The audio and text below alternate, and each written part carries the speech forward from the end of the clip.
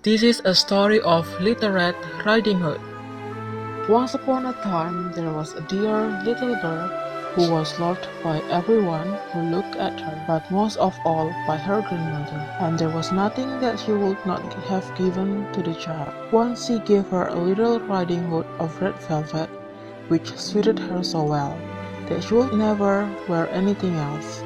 So she was always called Little Red Riding Hood. One day her mother said to her, "Come, Little Red Riding Hood, here is a piece of cake and a bottle of wine. Take them to your grandmother. She is ill and weak, and they will do her good. Set out before it gets hot, and where you're going, walk nicely and quietly, and do not run off the path, or you may fall and break the bottle, and then your grandmother will get nothing. And when you go into her room, don't forget to say, 'Good morning,' and don't peep into every corner before you do it," I will take great care, Mom, said Little Red Riding Hood to her mother. The grandmother lived out in the forest. Before she had gone very far along the path through the forest, Little Red Riding Hood met a wolf. She had never seen a wolf before, and she didn't know what a wicked creature he was. She thought he was a large dog, and she was not in the least afraid of him. "Good morning, Little Red Riding Hood. Said the wolf. Good morning, sir.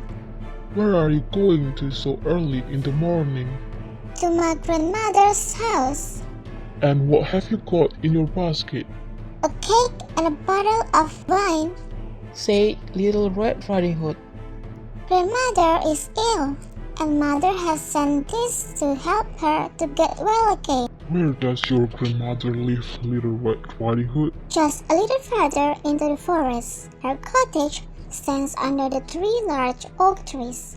Answered Little Red Riding Hood. "What a tender young creature this is! She will make a more rejoicing mouthful than the old woman. But if I'm kind, I should manage to eat both." So the wolf strode along beside Little Red Riding Hood for a little while. "Look at all the pretty flowers under the trees. Are they not beautiful? And can you hear the birds singing? You should stop and enjoy these pleasures instead of walking straight along the path." Then the wolf said goodbye to Little Red Riding Hood and set off quickly for grandmother's cottage. Little Red Riding Hood did as the wolf suggested and looked around her.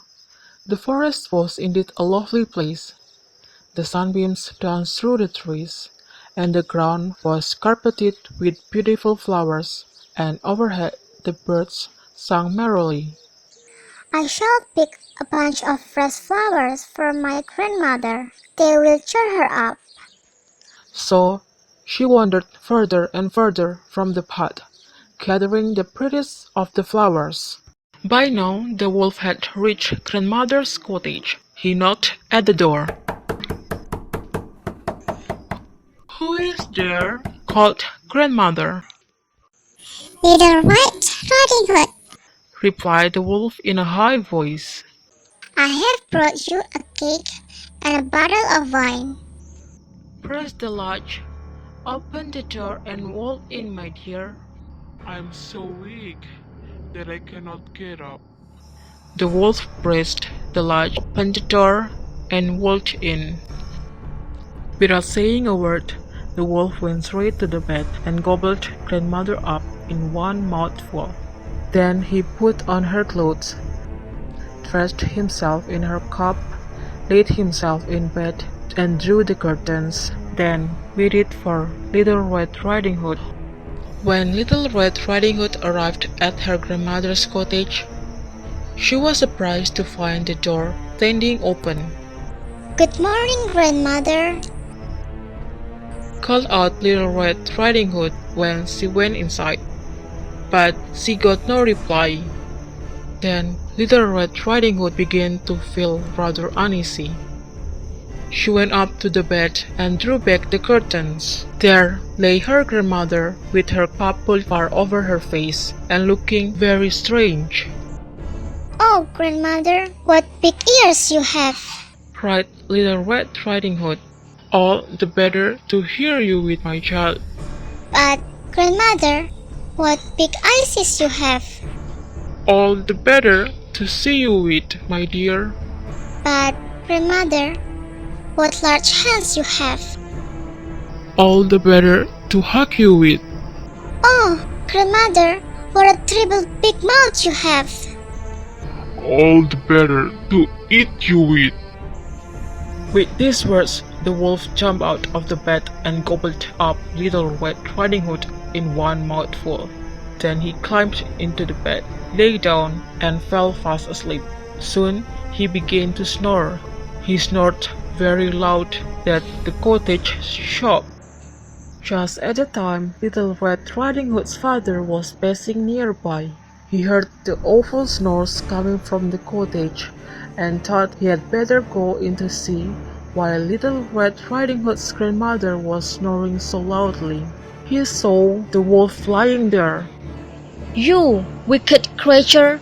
He cried.